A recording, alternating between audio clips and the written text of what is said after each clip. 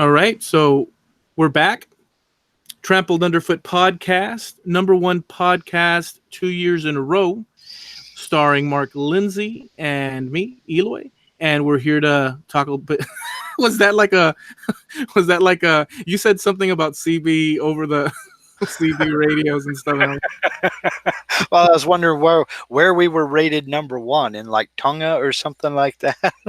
I had a friend or have a friend that's a very talented musician, and I've done this before. But what he does is when he was doing music, and he creates all his own music, his tracks. He's just a brilliant guy. He lives in Woodstock, Georgia, and his name is Vince Buffa, and he was like just brilliant. He stopped doing music videos because he wasn't going anywhere, and he had some complications in his personal, just life and stuff. But he's just a brilliant guy.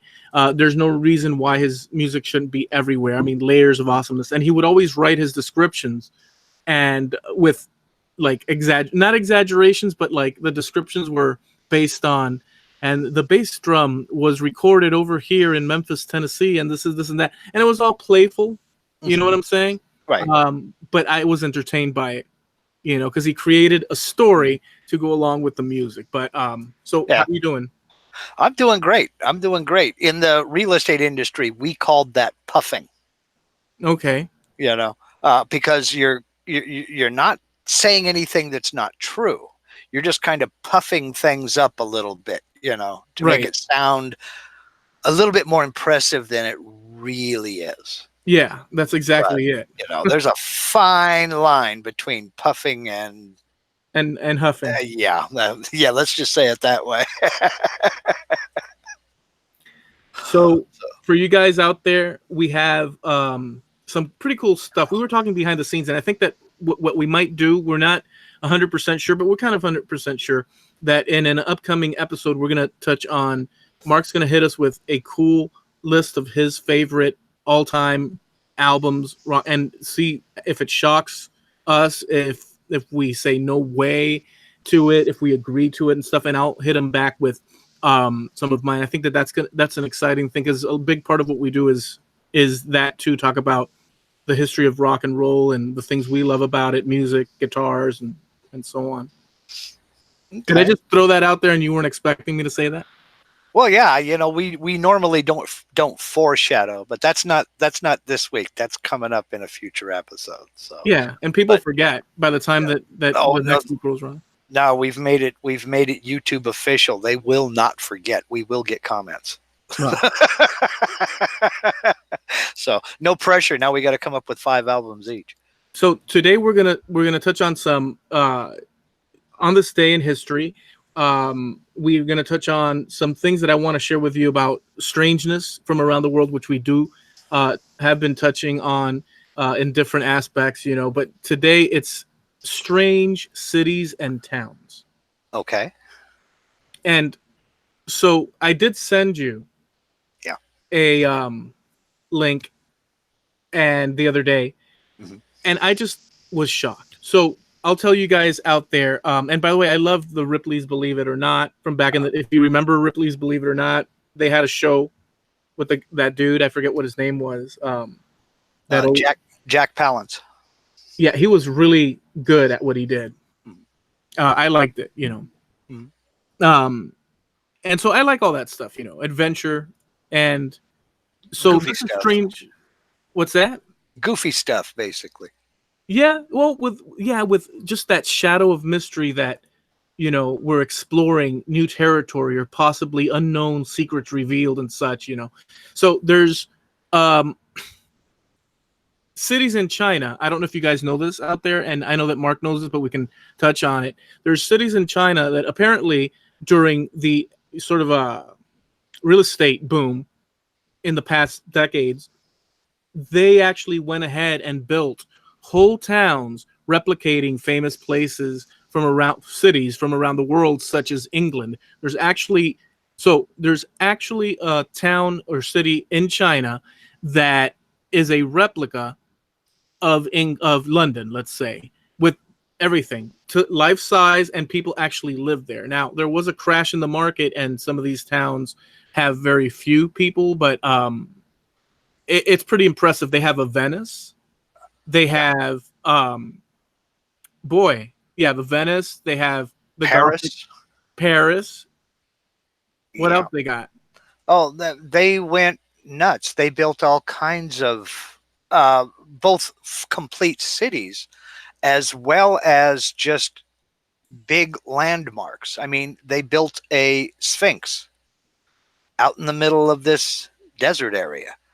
They built, when I say they built Paris, they built a city with a like 1/3 scale Eiffel Tower, and it looks like Paris. It looks like you're standing in the streets of Paris. All the buildings, all the houses, everything. Now, obviously, there is Chinese writing on the buildings, but I mean, even the signs are in French with Chinese underneath them. The streets are named the same. I don't know if the Eiffel Tower is 1/3. I believe they said it was. It's like 300 and some odd feet tall. It's not Okay. full size. Okay, it's 354 feet tall. I'm reading it now. Yeah. But if you look at the picture of it, like from the entrance leading up to it, it's like you're in Paris. And yes, it's big enough so that you think you're in Paris. Yeah, it is. And the little area, it's one town. They kind of took one neighborhood and they built it to look like a neighborhood in London, and they call it Thames Town. So it looks like you're on the Thames River. I mean, all the way down to I hesitate to say copy because it's not a drawbridge and it's wider, but they've got Tower Bridge there, something that looks like Tower Bridge. It's amazing. That, it just, I mean, it was just strange to me. You sent that to me, and my reply was, geez, that's weird. Yeah. To build an entire city copying Venice or Paris or London. But the funniest one that I thought, and this one is actually pretty successful, it's about an hour and a half out of Beijing, and they copied certain parts of Jackson Hole, Wyoming, of all places. Yeah. Complete with cowboys. Snow. Artificial snow. they went the whole route. They have those big wind blowers that blow snow in areas. Snow machines. It's funny, they named the main route into it. They named it Route 66, which is funny because Route 66 doesn't go into Jackson Hole, Wyoming. Yeah. But it looks American, so okay, fine. But it's just kind of strange. I mean, the main shopping district has the false fronted buildings, that look like you're walking down the street in Deadwood or whatever. It looks like an old Western town. It's really an incredible thing that they did. They're really good at doing that. But the thought process, who can say what, other places around the world, countries, what they I mean, that endeavor, it's like, Epcot Center, how they have, you could walk around. Well, this is just a blown out of proportion Epcot Center where you can visit all these different places around the world in China. But there was no real pretense. There were no false pretenses affiliated or associated with Epcot Center. You knew that you were going there as a tourist to see a tourist attraction and see Walt Disney's vision of what he thought this was. Yeah. These people are trying to sell the lifestyle, and it just isn't working. This is a private company trying to get people to move into this city and live there. And some of the residents like it. Most of the residents don't. Like the residents of the, let's call it artificial Paris, they want that Eiffel Tower thing gone. Yeah, they're not digging it much, are they? Yeah, they don't like it. I mean, they like the fact that they've got decent houses to live in, but they really don't care about no Eiffel Tower or any fountains that don't have running water in them or things like that. They just, let's stop with the silliness and let us live our lives. I found it super strange, and that's why I had shared it. And yeah, it's just something that's, so there's other places that are weird, but I think that that's like the pinnacle of weirdness, maybe not. But I do have a list of a few that I'd like to throw at you and see if you've heard of them before, um, Okay. and just see. So are you ready for that? Okay, sure. Go for it. Okay, so um, strange places around the world, towns, bizarre, just different ones. First one, Australia has a town. It's called, I guess it's Coober Pedy, Cooberpedy. I don't know why everybody Okay. chooses all these weird names. So the whole town is underground. Now, it was established back in 1915, and it was like an opal mining place. It's the biggest opal extraction place like in the world, Okay. and it's still underground. The temperatures above the ground can reach up to 125 Fahrenheit, so it's very hot. And so the town has underground stores, churches, galleries. It's got a 5-star, 4-star hotel, and yeah, there's pictures of it, and people live underground. It's really weird. Have you heard of that one? I'd not heard of it, but you're talking about out in the desert. Talk about land reclamation. Why not? I mean, they had this big old huge mine, and if that kind of thing appeals to you, why not? I mean, yeah, why not? There is something eerie, but in the context of if you have a whole tribe of people living underground with cities and all sorts of stuff, and you're cool, you know, you don't have the heat from up, because the desert can be pretty violent. Oh God, yes. So I don't see why not. It is there. There is something to be said about being outside and the air and whatnot. The green but Mhm. if it can be done underground, heck. So There's no accounting for taste. I mean, whatever spins your tail rotor. If you like that kind of thing, and I can imagine some people would actually like it. They want the conveniences of a town, but they don't want half of the hassle. And you just be left alone by other folks. And let's face it, if you're moving to an underground city, you want to be left alone. yeah, So, I heck, I don't know. I don't see anything wrong with it. so that one's a little bit different than say your typical American towns. But there is an American town that's kind of weird. There might be others, but this one in particular is in California. It's Colma, California. I don't know if you've heard of this one before. Probably some of the listeners here might have heard it. Maybe you have heard it. I'm not sure. First time I hear of it. San Francisco passed a city ordinance preventing building of new cemeteries in the city within the city limits. But Right. as you know, life goes on, people expire, and you need to bear. I mean, not every. So they decided in Coma, they took that sort of opportunity and they said, well, we can take the extra income, from recently deceased people in San Francisco.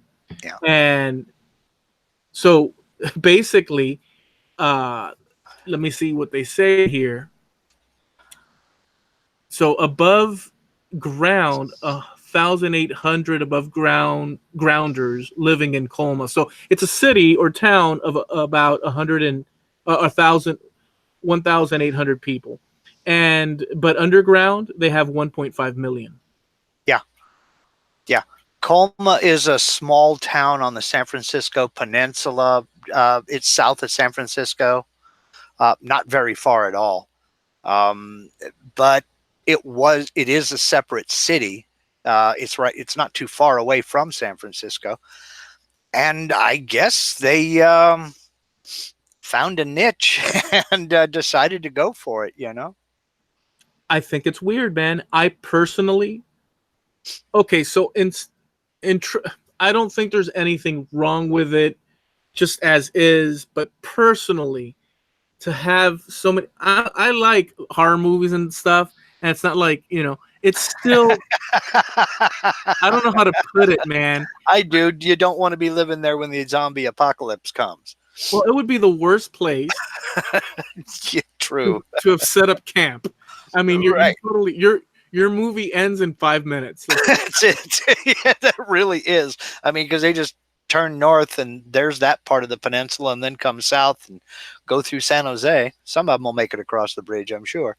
1.5 million, dude. Well, we all got to go somewhere, you know. That would make a good movie, though.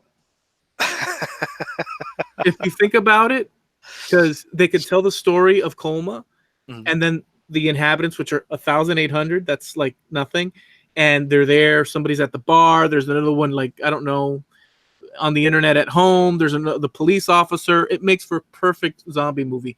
But it is weird. The town did take in, probably it's taking in a lot of money. I don't know how that works, but because the 1.5 they have to pay taxes on their property, right? Yeah, that's one thing about being dead, is your tax liability is just done. Right. See, that's when they can't get you anymore. Right. You see how that works? There's exactly. There's an answer for everything. So we're gonna move on. There is a place in Egypt. And I can't pronounce. I don't know why I always pick there's places around the. So it's called. Oh shoot! MANSYI. Shoot. MANSHIYAT. I'm not even going to try it. Manshite. Okay. Sounds good to me. Well, this is called the Slum City, and it's literally covered in trash. But the reason behind that is that and it's close to Cairo. I could have said that if I would have read further. They have this system of collecting and disposing trash, and they make money out of it. So it's officially or unofficially garbage collectors for Cairo. And so, yeah, they make a living like that. But if you look at pictures of it, the place is stacked. Every house, rooftops, everything. Stacked trash. Egypt is not a very big place. So, yeah. And we all know somebody who is in Egypt right about now, isn't he? Or is he there yet or no? I'm not sure, but Brian Bales of Scratched Podcast is heading over there, and I bet you his hotel is just butted up against the one of these the trash city. you need to PM him those pictures and tell him, come on, get some video. This is just another layer of craziness, dude. So that's that, and to push forward here a bit, let's see. So here's another California beauty. Have you heard of Slab City, California? Slab City, yes, I have, down in the desert. What do you know about it? Let's see. I'm not exactly sure how far outside of Needles, California it is, but basically it was part of a training base years ago. And I don't remember which branch. I want to say the Army, but I think it was the Army. They ended up going in and taking down all the buildings and everything, but they left all of these concrete slabs there that the buildings had been built on. And these people come out and set up camp and just live there. There's like an entire community there. It's not incorporated. There's no government, but they have, anywhere from 1 or 200 to 1 or 2,000 people there, depending upon the time of year. And just folks have set up shop there and just live there. Yep. It says here that they have no running water, no sewer, no electricity. It's got no signs that point to it or anything. They also call it the last free place in America, comprised of all RVs, roughly. Yep. RVs, pallets, blue tarps, anything they can build shelter with, they live in it. You know, there's the only electricity is people who bring generators. And they do. I mean, they'll bring out a generator and they'll have their version of a theater there. I mean, they project movies onto big screens and what have you, and just it's a little community. You How do know, they deal with the no water part? they truck it in. Somebody will run into town and fill up water jugs. I mean, there are people there who have trucks. They drive into town and fill up water tanks. Hmm. Everybody is more or less, well, I hesitate to say self-sufficient and self-supporting, but for the most part, self-sufficient and self-supporting. Yeah, that And it's I hesitate to call it a hippie commune, but that's more or less what it's turned into. yeah. You know, And how far down in the desert does one have to? Because it doesn't just because you dig down doesn't mean you're going to find water. no, I mean, and it depends on your altitude. It depends on where the water table is. I mean, you could go 20 feet, you could go 250 and never touch water. It's a crapshoot.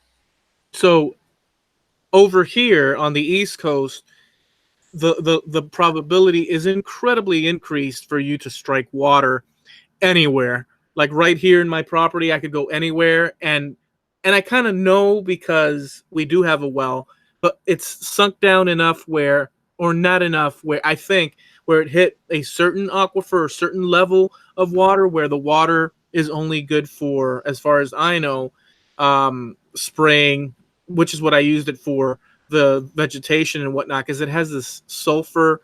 Is it Mhm. sulfur or it's like that like fart smell?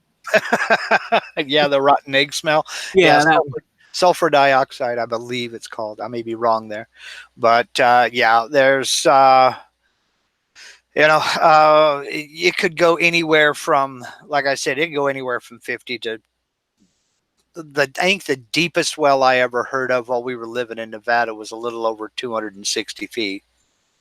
But it just depends on the geology where you are. I mean, water doesn't just travel underground side to side; it goes up and down, and it might be 60 feet at your neighbor's house, and it might be 600 feet at yours. You just don't know.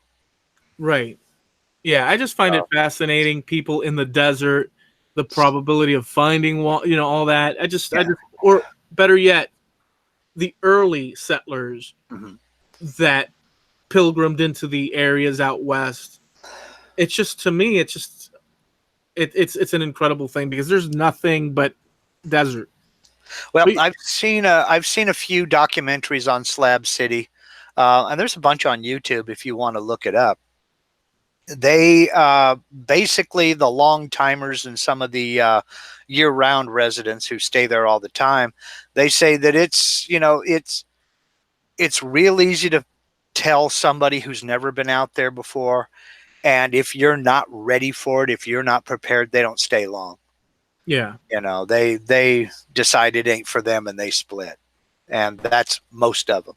Of course, you also got to remember we were talking about Salton Sea area, so it's pretty ding dong hot out there, and most folks take off. It's kind of a snowbird kind of a thing. Most folks take off in the summertime and go head north, try to find someplace cooler. I'm with those people, man. So here's another one, and this one's going towards Florida, my neck of the woods. And it's a strange place because of the following. It's called the Villages in Florida. And that's, I guess, north central North Florida. Close to Lady Lake, actually, the Hey, I was just getting ready to say, since we're name dropping, Javi is dangerously close to living in the villages. well, this place is a weird place. I don't know how you'll rank it with what we've just mentioned, but it's dubbed America's friendliest hometown. I guess they dubbed that. I don't know, but it's a retirement town. The Villages is, and anyone under the age of 19 is not necessarily allowed. The majority of the population is over 55 years of age. Uh, in other words, you can't buy a house if you're a youngster. Well, Um, you got to figure it's got to be the friendliest place if your population is entirely grandma and grandpa. right. You know. Well, it boasts of 34 golf courses, 9 country clubs, 2 downtown squares, and a lot of just restaurants after restaurants. Um, but the town of these elderly people has become increasingly infamous because of their high levels of STDs and infectious STD rates, as as well as outdoor sex acts. Now, these are retirees, folks. You know what? There are some mental images I just don't want. Okay. Pardon me while I go gouge out my mind's eye. Well, so yeah, and they've also been known to get into drunken brawls and arguments and fights, fist fights, and all that. So basically, you have a carbon copy of a regular city. So it kind of shows you that all these the good and bad of human, continue on down the line.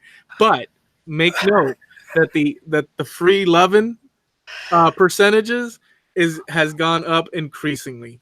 Well, let's think about that now. Who are these people? I mean, they're just a few years older than me. I'm 58.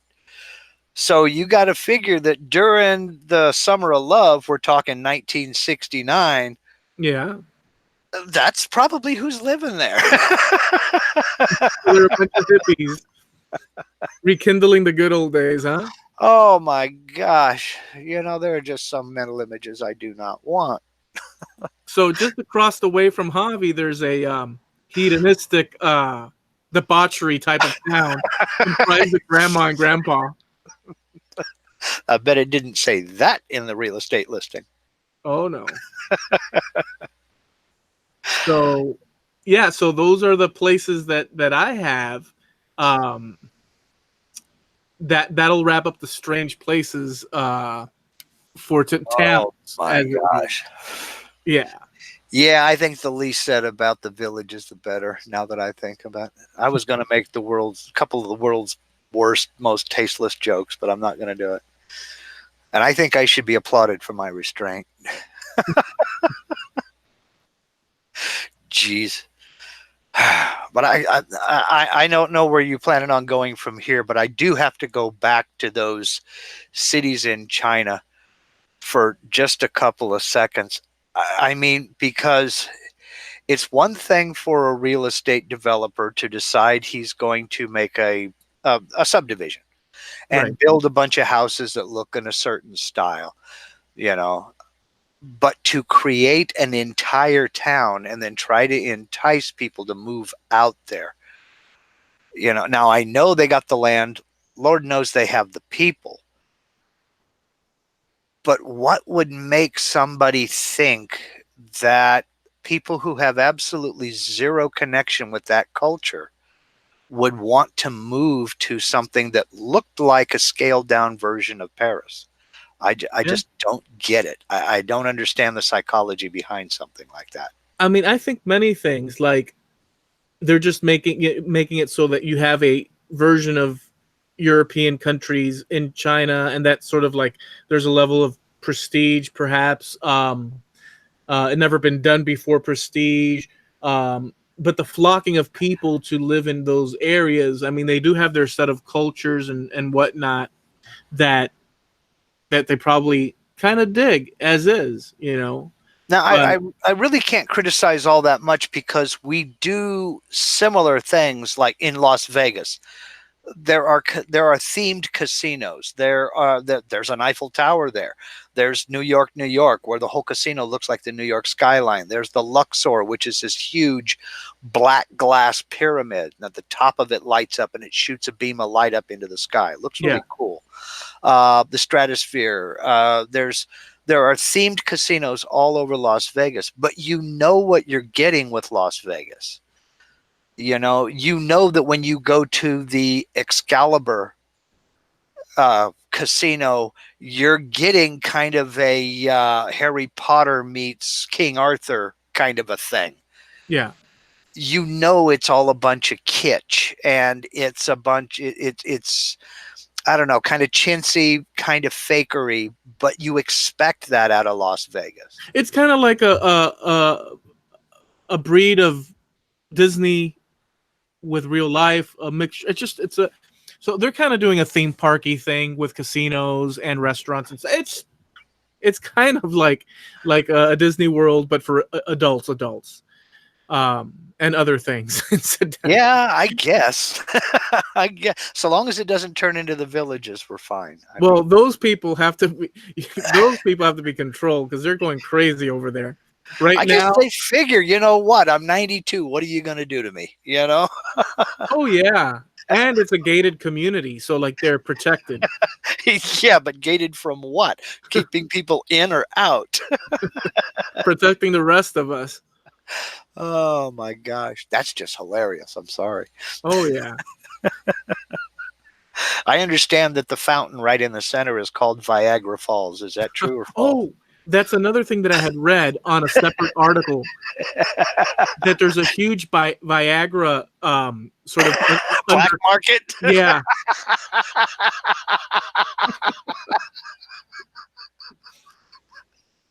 Yeah, man. In my big mouth. Oh Yeah, my gosh. it's so true. I find it super funny, you know. Hey, what are you gonna do, you know? Um, so Oh, so I know you have this day in history, but I do have another thing that I came across okay. that I found poignant to me that happened within these past few days. Okay. I ran across, so you know I live here in Miami. I was born here in Miami. You know that my folks came from Cuba, right? You know that whole trajectory, and you know I've mentioned to you, maybe the folks out there know, Miami is a place that's very different than the rest of the country because number one, it's at the end of, you know, it's basically in the Caribbean. It's subtropical weather, and it's quite the region with so many different types of cultures and people in a melting pot situation. Uh, not, like New York, but not like New York because you're down in this tropical climate, you know. Right. And you have ever more people filling the pot as it goes, and you have traditions, this and that. A lot of people leave their home countries for political reasons. It could be like there's some sort of butcher of a president or economical, just the stuff we all know about. But in particular, with this Cuban diaspora or migration of people, it's been a over 50-year long thing. And so you have generations from way back that came, had children, grew up and whatnot, and this, that. And then you have people with different customs, maybe from the same region. No, not even maybe from the same region, but with totally different customs, if that makes any sense. Yeah, it does. And it's worlds apart. And so there's a lot of that, and you have a lot of clash of civilization or cultures and civilizations. There's good and bad to it. Cuisine is fantastic and whatnot. I can speak on these things because I'm telling you from on the ground reporting. There are some very unpleasant interactions and things because of certain attitudes, cultural differences, and whatnot. And this is by no means everybody, but there are good examples in one's daily interactions and whatnot. And it's put me off because I have a really healthy regard for space between people. If you're in line and I'm in line, in between you and I pretend there's an I don't know if this is a personal thing of mine or if it's a culturally normal thing within our country, but I usually give space to the person because I don't want to touch the person. I don't want the person to touch me. I want to give them the proper space and so on. This is just an example. Yeah. You know what I'm saying? I do know. Yeah. Well, not all cultures are like that. And not all culture. And when you speak to someone you don't know, you don't go, "Hey, you know this." You don't do that. You're more like, well, "Excuse me, can I ask you a question?" Or whatever the case. There's a certain level of polite to non-polite. What might be polite for us and impolite for us might be different for another group of people, and they may come up and scream at you, And in their minds, that's not impolite at all. But you perceive it as such, and all of a sudden you have clash of civilizations. Right. And that happens even within this sort of Cuban throughout the decades, um, continual migration and whatnot. Yeah. And it goes on with other groups and all that. And so there's strife. But anyways, so I very much don't appreciate certain ways they go about those interactions in day-to-day life at all. And it is an annoying thing. So and last thing, I'm aware that the reasons are because someone grows up in, like, let's say, some other place in the world, I don't know, whatever, Australia in the outback, they have certain things, they might want to carry around crocodiles, I don't know. And that's good for them, but it's not good for people growing up in Miami, So the other day I ran into a bunch of videos that really broke my heart, because it was people of generations going back to visit family members from 20, 30 years ago, some shorter time span, but this is more recent, and you see them taking their video cameras to film, and their families coming up into their houses and stuff. Maybe it's a son or a daughter, and the tears of seeing your family member after not seeing them for an eternity is heartbreaking. No human without, that has any feelings, at least, would not be moved by it. It's just heartbreaking. The tears of, like, that just gasping crying because you've just seen your mom, your dad, your family, your sister, your brother. And I saw one, and it made me think, of how tolerant or intolerant me being, here on a day-to-day basis and seeing these things. So these people that piss me off, they have their existence, and it made me put my shoes, my feet in their shoes, sort of thing. Yeah. So, so it made me reflect and be a little bit more tolerant, and understand, that there's crises and all sorts of things. These are people that can't go back because of whatever reason. There is a communistic situation and so on. So I found that, like, a very poignant thing, and I just wanted to share it with those are the things that one looking through YouTube encounters. Now let me do a little bit of prying here, and if I'm getting too personal, tell me to shut up and mind my own business. But have you ever talked to, because I know one of your grandmothers is still alive, correct? Yes. Have you ever talked to her about, did they have one of those reunion moments with kids or with any relatives when they came from Cuba? No. So what happened no. The answer is no. Well, because I know with your father came here first, then your grandparents were allowed to come. Yes. So in 1962, my father was shipped off here first. He was 18 years old, or he was 18 years old in, like, 19. He was born in 42. Anyways, he was shipped out alone. My grandparents could not. My grandfather was forced to work in sugarcane fields. My grandfather, his uncles left either to Spain once that regime came in, and lost all their businesses and all the things that they did. And my father came here, joined the army, and this and that. My grandparents came afterwards. They never. That's not 100% true. Maybe a few short years in the 60s, my grandmother had her mother come.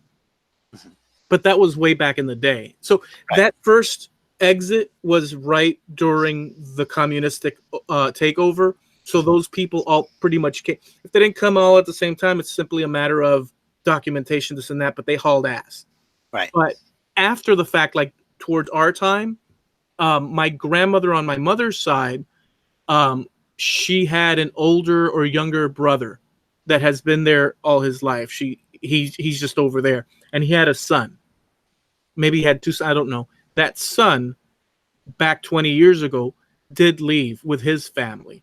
I don't know how that works. I don't know how that situation works, that they allow you, because people in Cuba aren't allowed to leave. Right. You're stuck inside that island. But there are special things if you're a doctor, if you're an engineer and you're working in a certain country, and you can then from that country run Yeah. and seek asylum in some sort of what do you call those places, The embassy. Yeah. an embassy, and then figure it out from there, and then they test you whether or not it's true or this or that. And he did make it to Miami. Him and his family, instead of staying in Miami, which I thought was a great thing, they went north to Orlando,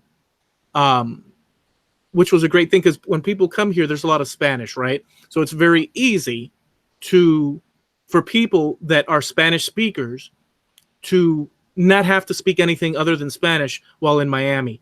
Although it's difficult because bilingual is more the thing. Anybody you meet on the street, for the most part, is bilingual in Miami, anywhere. On all rungs of the educational and economic level and stuff. It's all, but and although it's easier to just stick to Spanish, there's still big drawbacks. But you can actually live your whole life, kind of like little China, somewhere, like they can pretty much deal with. But he took his family up north, or Central Florida, and so they've gotten a really good. They're settled over there and stuff. And he's an engineer, so he's working for an engineering. I don't know what it is. I don't know that actual discipline, but so he's doing all right. But that's about it as far as Yeah, that's about it. But there weren't any long separations and teary farewells more than a few years. Now, I say more than a few years because to some that have been separated for 30 or 40, 5 or 6 doesn't really mean a lot. But when my folks left, the people that stayed, there was a revolution. So the people that stayed could be family members, friends, and they would, at the airport, if you went via airport, back then it was airport. There was no, and you'd either go to Canada or Spain or Miami, or New York. The people that stayed would spit and call them worms. And in fact, to this day, so there was a lot of clash. Right. Civil, I don't want to say civil war, but kind of, yeah. Yeah. Okay. So that's how that works. But it was very eye-opening for me to see that, and these people over there in this place, and they see their family members from America, the tears coming down their face. It was a very poignant thing. So it gave me a moment to pause and be a little bit more tolerant when there is issues here, So yeah, I just wanted to share that. Yeah. I mean, that does kind of. What do you say to that? I mean, somebody who's forced against their will to be apart from their entire family for however long, for whatever reason. I mean, the reunion has got to be, heart tugging. It has to be, if you got feelings at all, like you say. Yeah, I mean, you should see also the people that come from America, like their faces, their skin, the collagen in their face. They haven't been, but I'm saying there's the glow in their hair. They look like, it's almost like a brilliant thing. And then the people there, I'm not kidding. You see a cloud of, they're withered. Withered. They look, because they don't have, you can't go to the store. You get a notebook with little check marks. You go to a corner where they have a truck that comes, and you might have shirts 1 week. You might have toothbrushes or a case of deodorant, and you stand in line and you have your checkbook. You have I think it's, I don't know how many, if it's a pound of rice, or I don't know. You are basically given a set amount to survive on. The rest, people either trade, black market, all sorts of different stuff. But just having to do that, so there's no mobility for a person's financial or business interactions and all that, just the fact that there's that stumbling block, and you have tattletales in the corner of the streets that actually control the area. It's kind of like a mafia control. It's really weird. It creates shadow of human being. Whereas here, there's a truckload of problems, but you look at our faces. Well, I'm fat. You get the point. It's I do. Yeah.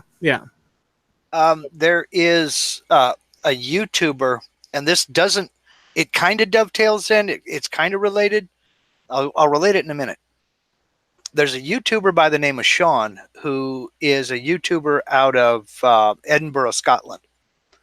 And he did a video, some months back, about he's been to America a few times, and he did a video about some misconceptions people over in the UK have about Americans. Oh yeah.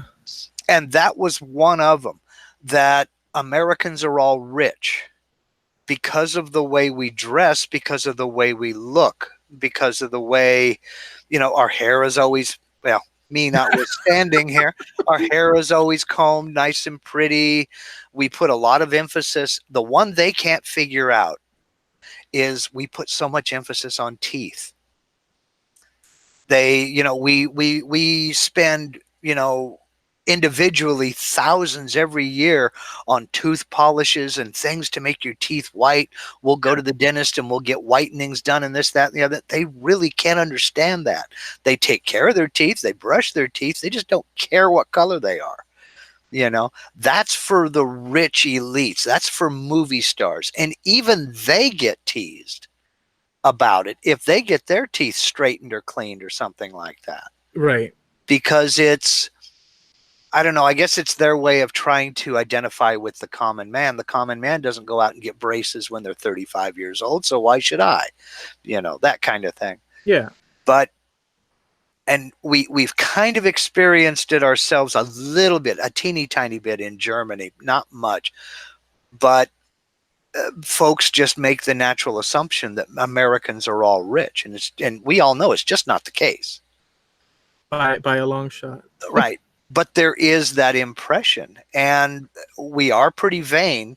We put a lot into self-image, and I think that's where they're getting it from. Yeah, well, I mean, but I don't.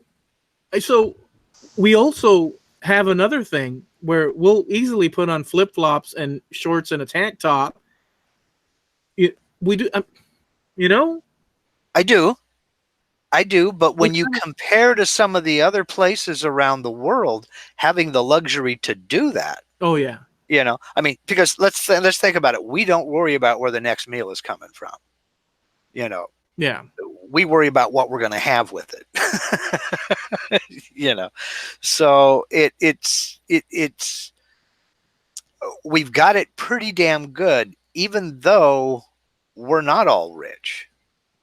I don't know. I just thought that kind of was saying a little bit of the same thing there in one ways, and kind of talking about that, how we seem to glow and just have this appearance of, almost superstardom to these other people. Yeah, but when I mean glow, I know you know what I meant. It's like people are literally healthier. Yeah. Than in certain countries. And maybe it's not, because there are life expectancy rates and whatnot, but just the skin, you see it is hot down there. Probably you see there's wrinkledness. There's frailty. It's a weird thing. I'll just say this. On the flip side, here in Miami, the other maybe 2 weeks ago, maybe a month ago, the lights went out here because there was a lightning strike. It hit one of the transformers, and I was without power for about 4 hours, if not a little more. And I was like, I didn't know what to do with myself, right? I even did an Instagram thing, and I took it. Well, these people over there in Cuba, they get outages purposefully in order to distribute the electricity throughout different cities and whatnot. So they deal with that every freaking day, as an example, right? So it's like, I don't want to say that, this is awesome, but this is awesome over here. Yeah. I mean, we do have it pretty good, relatively speaking. I mean, there are very, very proportionally few Americans who have ever seen real poverty. We don't see entire towns of people rummaging through a landfill for something to eat. Right. I mean, on an individual to individual basis, granted, but like as an overall arching, you go places. Yes, there are places that may not be as affluent as others, and this and that. But look, it's such a complicated thing because there are people that do struggle in certain, but as an overall, this, I mean, TV and ramen Yeah. noodle. Yeah. I mean, we have it pretty ding dong good. And, that's all I'll say about that. Yeah. So I saw that and I just wanted to share that. A little bit more serious of a point, but it was a reflection point for me. And with that said, so what's going on this day in history? Oh, okay. Well, sure. I kind of went back through a little bit. This airs on it's June 4th. So everybody out here in the YouTube crowd, just imagine it's June 4th. You made it. We're, in the future. Yeah. So the folks that listen to this, they don't know what we're going to do. Fine, because neither do we. But on June 4th, 1876, an express train called the Transcontinental Express arrived in San Francisco, California, Wow. via the first transcontinental railroad, 83 hours and 39 minutes after leaving New York City. Okay, whoa. Tell me the time frame again. This was 1876. Okay. An express train called the Transcontinental Express arrived in San Francisco, California, via the first transcontinental railroad. So it's the first train. Yes. First transcontinental train. 83 hours, 39 minutes after having left New York City. Wow, dude, not bad. 83 hours. Across the country. That is about 3.5 days.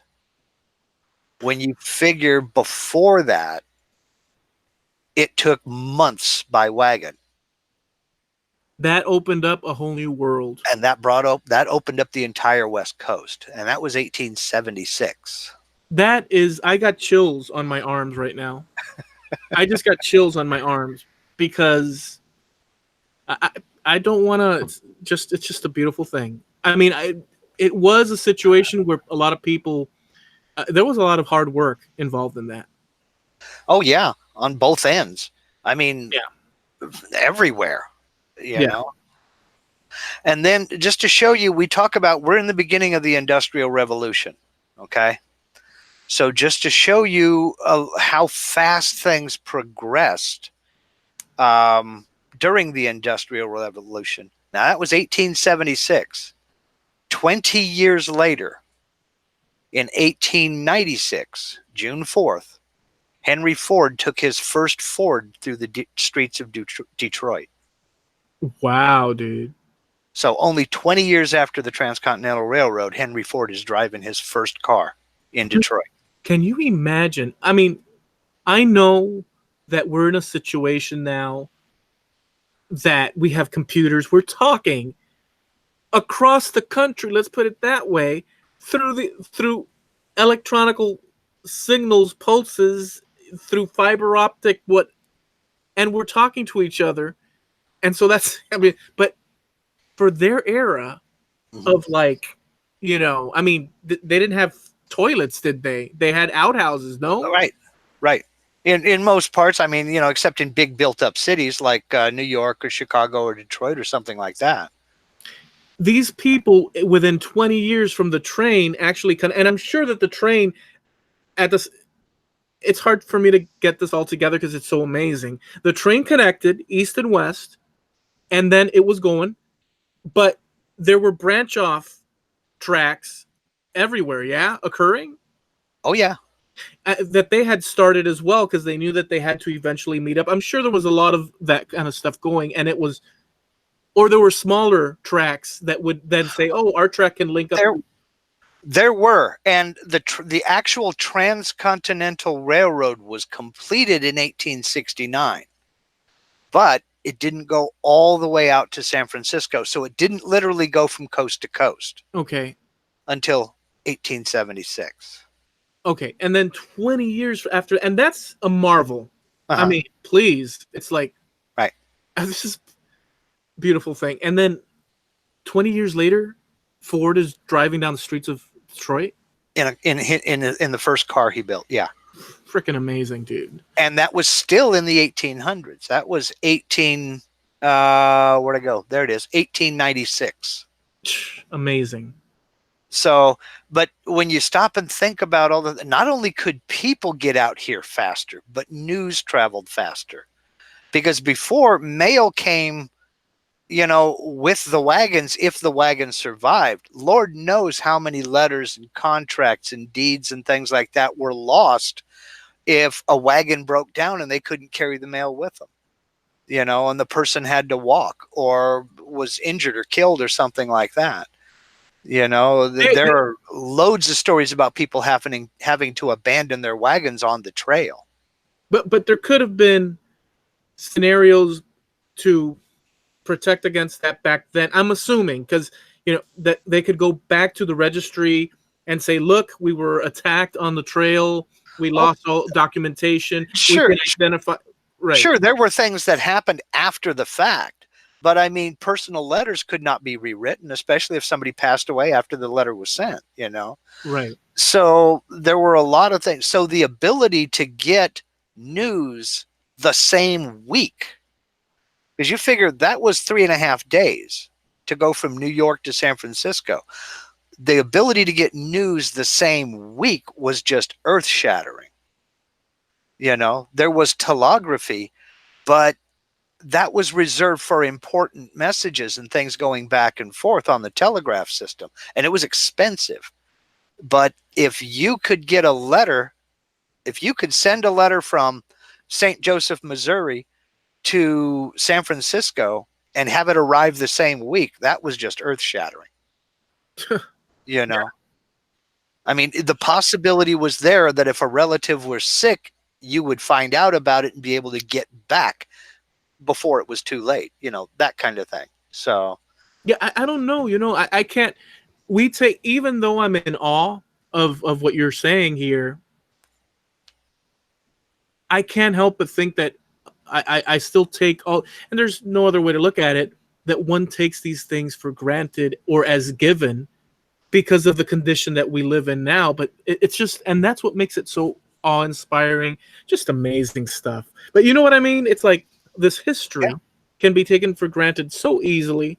And that's a part of why I like hearing these things, Yeah.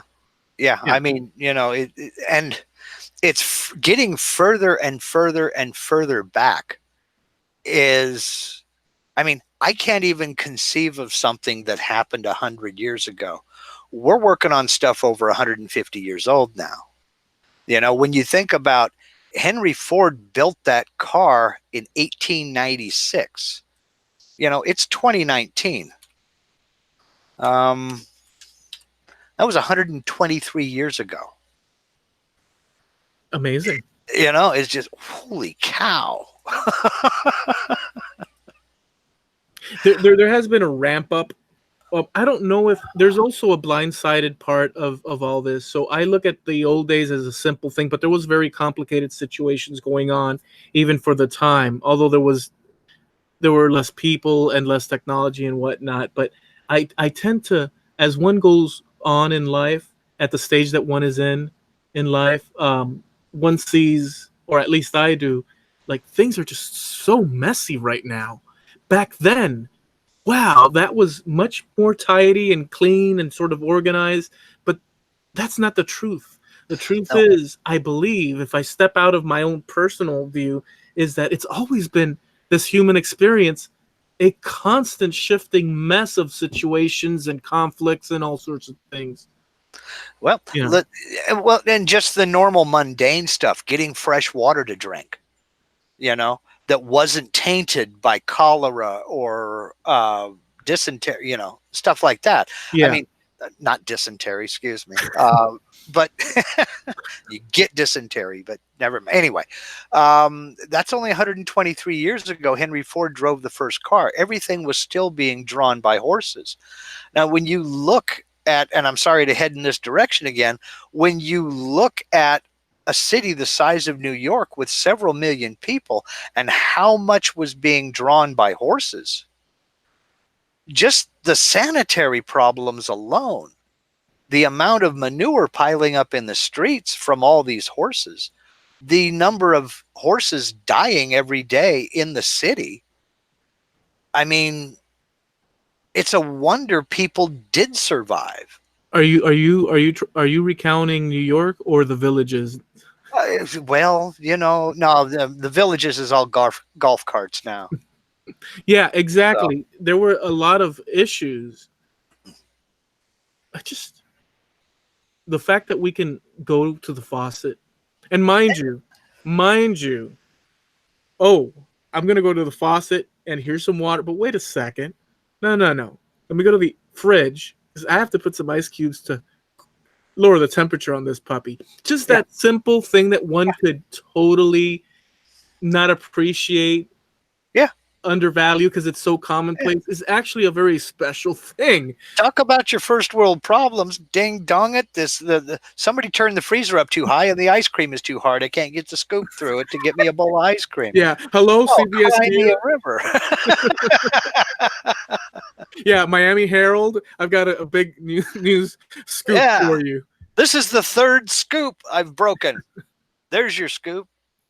Breyer's ice cream, the flavor is a bit more sweeter than the prior batch. Can we get an article on this? Yeah. It's totally first world problems. I'm serious. Yeah.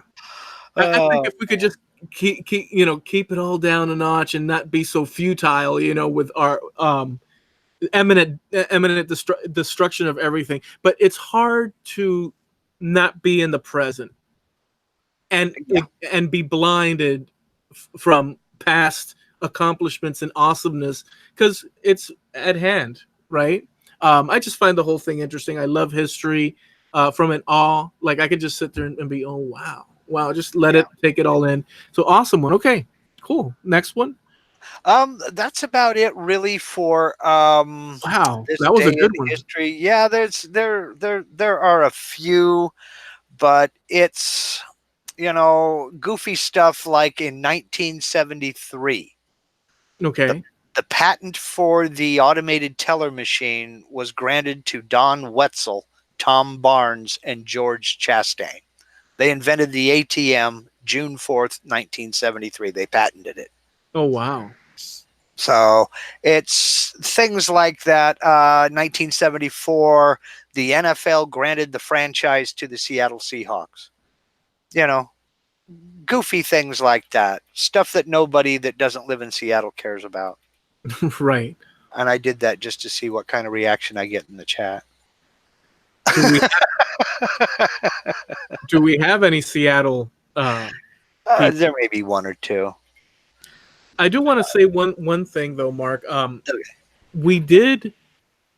I don't know if it's over. We did triple and almost quadruple our numbers on our podcast over on the podcast proper over the weekend. Wow. Wow. Yeah, I think it was pretty awesome. Wow. Man, hey, 6 people now, huh? No, it was more than that. We climbed up on there, but we do this here live on YouTube, but we also have the podcast over on Spreaker, and we have a website too, yeah? Oh, yeah. We have the Trampled Underfoot Podcast.com. All one word, Trampled Underfoot Podcast.com. We also have a Facebook page, Trampled Underfoot Podcast on Facebook. So you can come over there, check us out, leave us suggestions, talk to us, tell us what we got right, what we got wrong, what we got to work on, what we need to shut up about.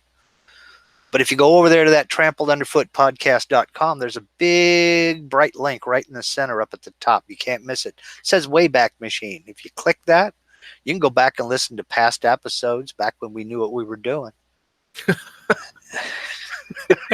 And we actually talked about fun stuff. You know what's funny? We've gotten into a certain groove where I threw. It's almost like that Johnny Carson freaking golf club, and I throw it to you, and all of a sudden you're doing your part of the thing. It's like it's an automatic already with us and stuff. Automatic for the people. Yeah. By the way, as far as my opinion on that you just said, that album to me, which was set as not even like a big deal, it became a big deal. That album, Automatic for the People, if that's what you were referring to. Well, of course. That REM album is one of the best REM albums, if not the best, better than Losing My Religion that you could hear. Automatic for the People. That album is fantastic, Okay. beautiful from beginning to end. So that means you only have to come up with 4 albums now. Well, no, that's for the Oh, okay. And you want to know the funny part of it is? yeah, I'm not really much for REM. yeah. Me neither. Oh, okay, fine. Me neither. Me Play neither. with it outside. As far as REM albums go, Uh-huh. that album is actually very well done, song to song. And when it came out, sometime in the early '90s, I think it came out. I bought the album on cassette, and I was just soaking it all up, and it just every song goes from one thing to another, and it was a really well produced album, in my opinion, very well. And so I hold it up as one of their best offerings. The other ones I'm not too much into, but that album was a good one. So That was 1992, by the way. 92, yeah, a beautiful album. So, do you want some history and music? Oh yeah, let's. I'd like that. That'd be a good. Like that? Okay, I figured you would because a lot of it is one of your favorite bands. Okay. 1962, June 4th, the Beach Boys released their second single, Surfin' Safari. Oh wow. The B-side was 409. Oh, I love 409. Wait, so she's real fine, my 409. Exactly. But Surfing Safari, Surfing Safari, I can't get the melody right now. I know the song. I had. Wait and see, yes, I'm gonna take you surfing with me. But what's the chord? That was it.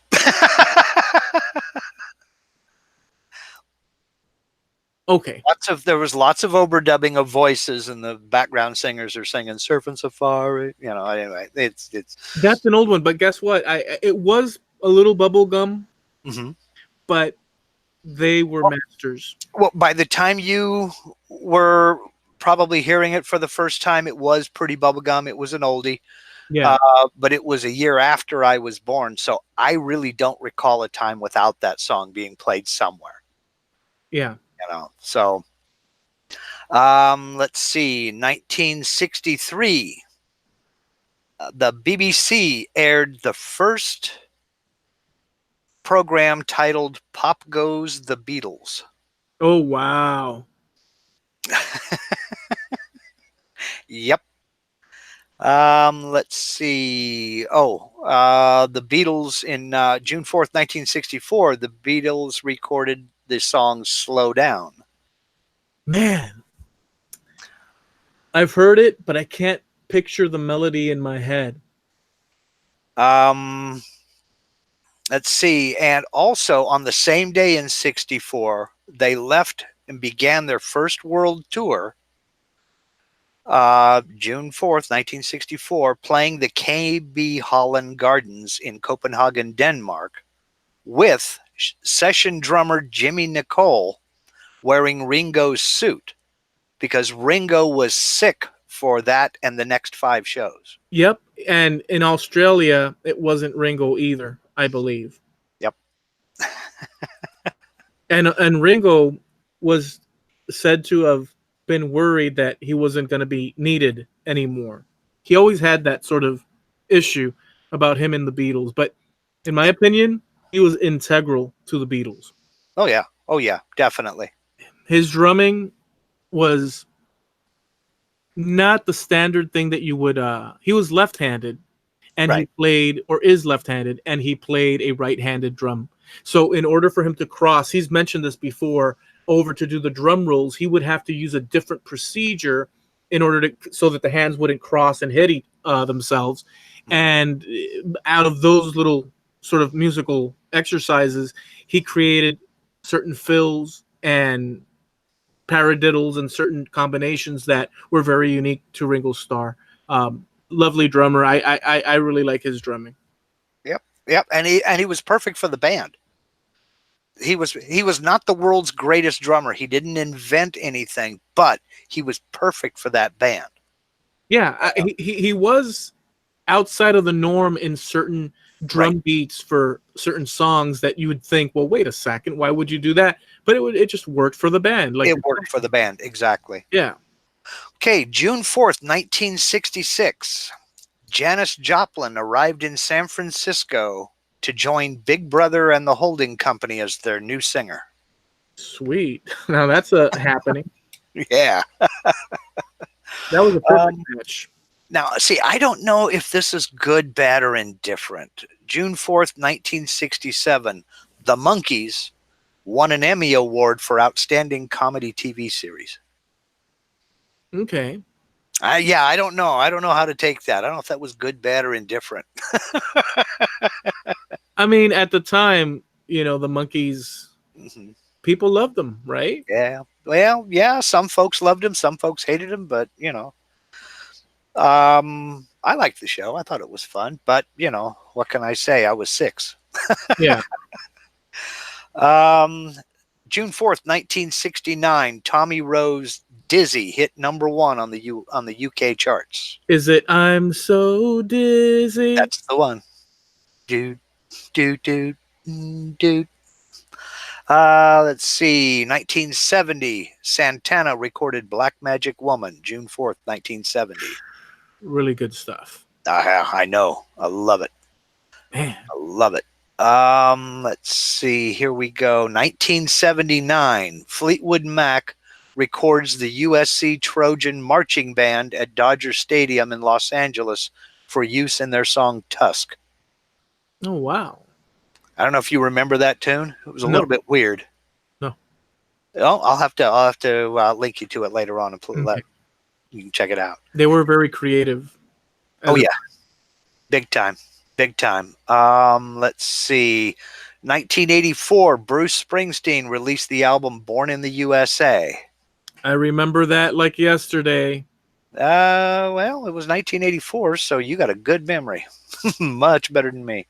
I was probably 9 years old, and my aunt and uncle were huge music lovers, and they played me a lot of the old school Paul Simon, all that stuff. Like I got a lot of that when I was around them, and I remember playing and showing me the album cover, and I saw this American flag, and they showed it to me. My aunt did, and I see this guy's butt.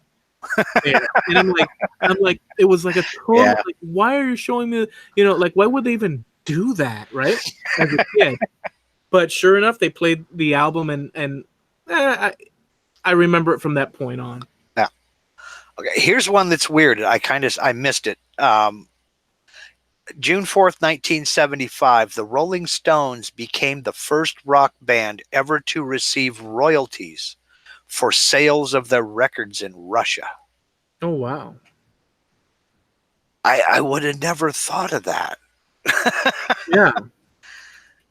I would have never thought of that. People weren't getting the royalties for the records that got sold over in the Soviet Union. Okay.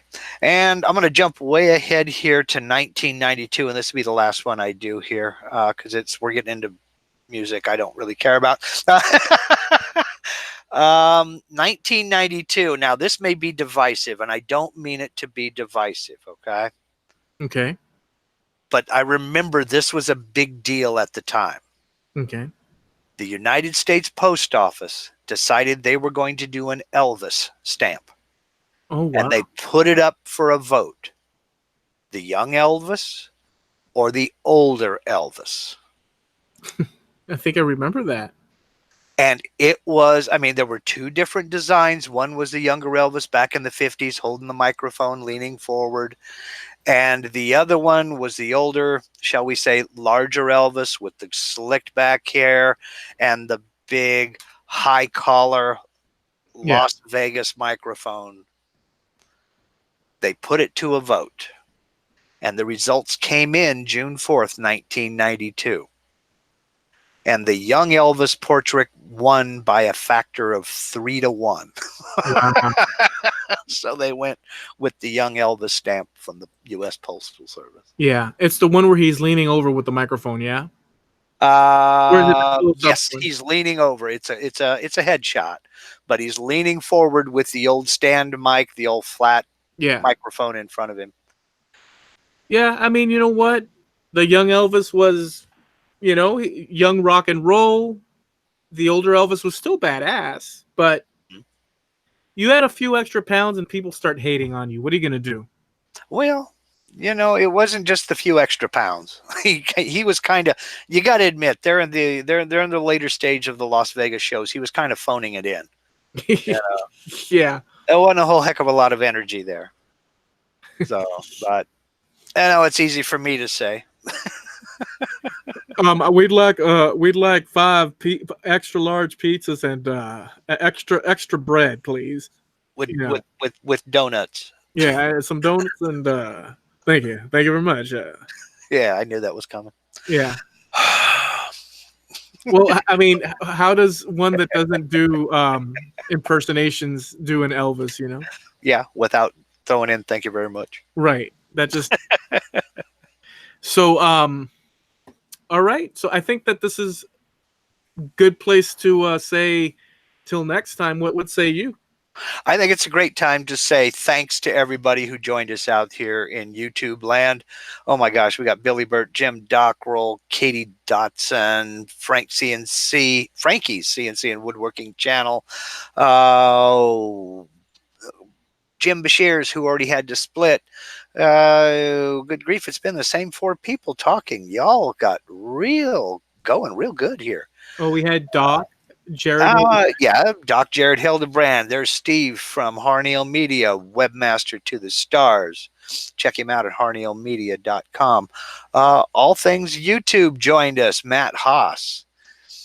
Garrett. And Garrett Funk. I'm sorry, I didn't mean to step on you there. No, I said Garrett DeFunk was on. Oh, yeah. All right. So, anybody still hanging around over in the chat? If you haven't, put your mouse cursor over these nice people's names. Look at those three little dots. Click those little dots. Right click, go to channel, and go give them a subscription. They'll like it. We'll love it, and everybody's happy. All right. So, Mark, it was a fun show. I'll see you next time, dude. Okay. See you next time. Thank you. Good night, everybody. Good night.